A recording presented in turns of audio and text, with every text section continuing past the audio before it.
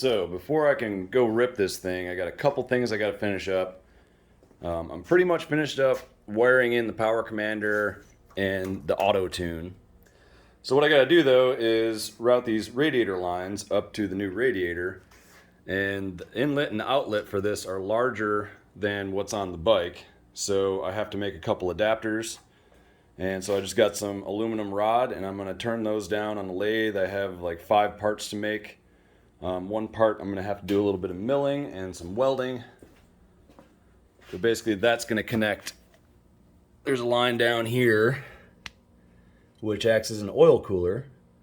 And so that line I need to run into the line coming off the engine so that it can flow through the oil cooler as well. So I'm going to make a little aluminum part fitting that'll fit into the hose here, and it'll have a nipple on it for this line to tie into, and then it's also going to have a threaded bung on it for the temperature sensor.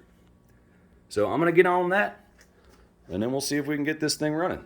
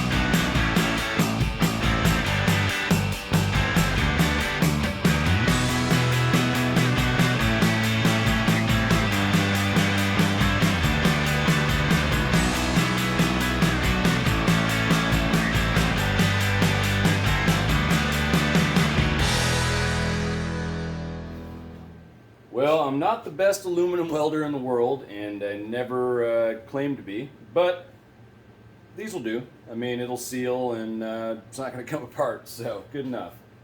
Looks okay back here, but whatever. So, temp sensor fits in really nice, so that should be good to go. And then my line for my oil cooling system fits on there real nice. And the other lines also fit really nice. So I think we're going to be good to go. I'm going to go ahead and get this thing together and get some water in it and see if she holds. All right, everything went together pretty well. The hose that I bought here, I cut into multiple pieces to match up to the radiator, and the bends that I just picked out worked out pretty great. So I got my adapters in here, and you can't even really see them anymore, which kind of ruins the glory of making them. But we have evidence of that here, no big deal. We have the other adapter that I made that has the nipple on it for going to the oil cooler line and then also the temp sensor. And that all went in pretty well. So just gotta put some wiring back into my little box that I made. I'm gonna mount that here. I'm gonna actually add some rubber strip and zip tie that onto here so I don't mess the frame up or paint up too bad. We'll get that installed and then I'm ready to fire it up and see if it actually cools itself. So one more thing I'm gonna do. It's Friday right now. I'm planning to go tomorrow to off-road test this. And it's ready to go, but I'm not real happy with the suspension travel in the back. Once you get it sitting on the shocks with them fully preloaded, it still sags quite a bit. So, even though I don't have to do this, I have time today, so I'm gonna try it. So I got the shock off, and basically, I have it fully loosened right now, and I'm gonna make some spacers that go up here. There's a cap that goes on here. But I'm gonna make a spacer that fits onto the underside of that cap, and then slides down to the inside and sits on the top of the shock here. So just making a little spacer to put some more preload on the spring. Figured that'd be the easiest solution rather than trying to rebuild the mounts for the shocks. So I got some aluminum here in the lathe, and I'm gonna cut these down, make two 2¼ inch pieces, and then turn those into the spacers and see how they do.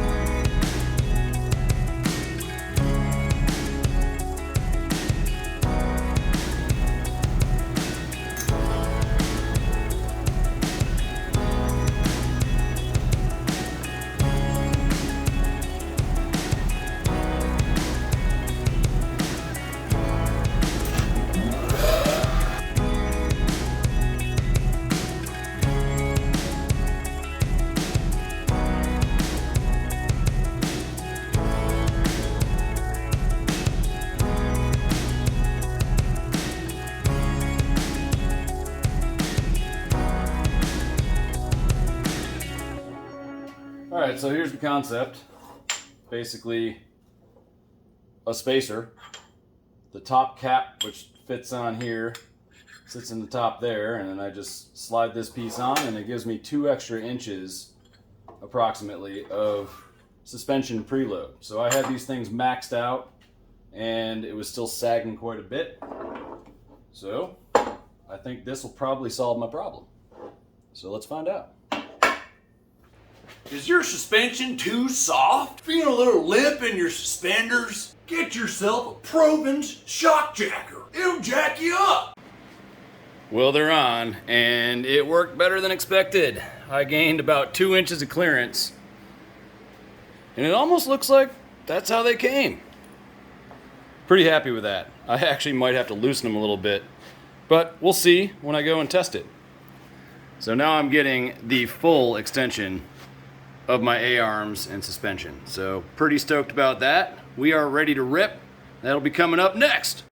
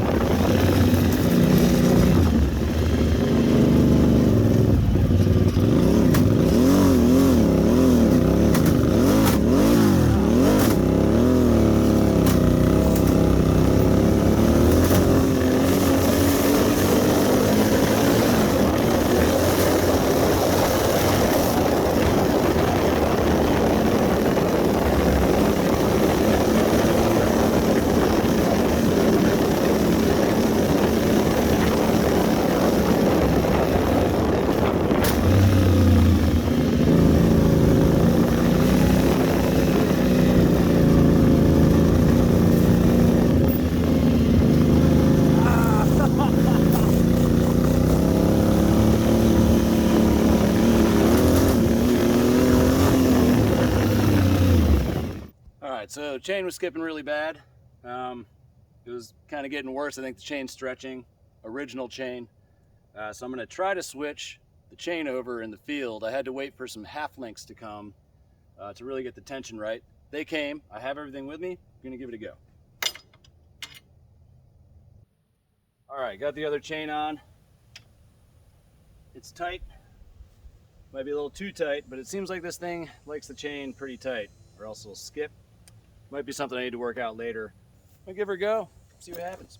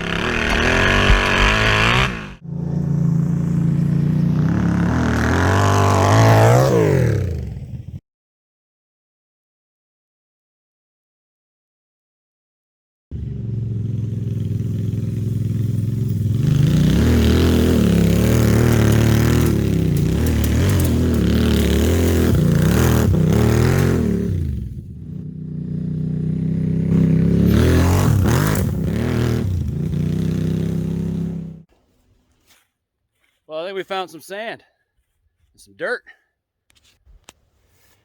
Got a little bit of cleaning to do when I get home. But she performed pretty damn well.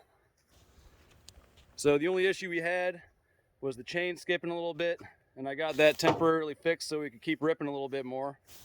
But I'll get that fixed up, shouldn't be a problem. And now, as you can see, this is how I get it on the trailer. Got a winch, because I don't have reverse right now. Might have to plan on that for the future. But for now, she rips. Well, just got home with this sexy little beauty. I got a wee bit sandy. That was a blast. So I got a little bit of cleaning to do. A little bit of sand in there, but she held up real good. Suspension was awesome. It handled the bumps really, really well. Still having a little bit of chain skipping, and I think what I'm going to do is make a chain roller tensioner. And I think that's just because there isn't a lot of distance between the front sprocket and the rear sprocket, so it doesn't have enough wrap around the front sprocket. So I had a little chain tensioner roller in here. I think that'll probably solve the problem. And then there was a little bit of squeaking coming from this wheel, so it might have a bad bearing in there. These were used. They seemed okay, so I'll check it out. If I have to, I'll make new spindles, and they'll be better than these. They'll be better set up for this cart and its dimensions. And then the last thing, my lady was bouncing around a little bit, so I think I'm going to build some little sides to come out, maybe with some foam on them to hold her in better, and then definitely put in harnesses for the front and the back, because I need to add those anyway. So all in all, it was awesome. We had a blast. Been waiting 6 months for this. Finally happened, and it's a beast, and it rips. So I appreciate you guys stopping by. Make sure you join us next time on Provins.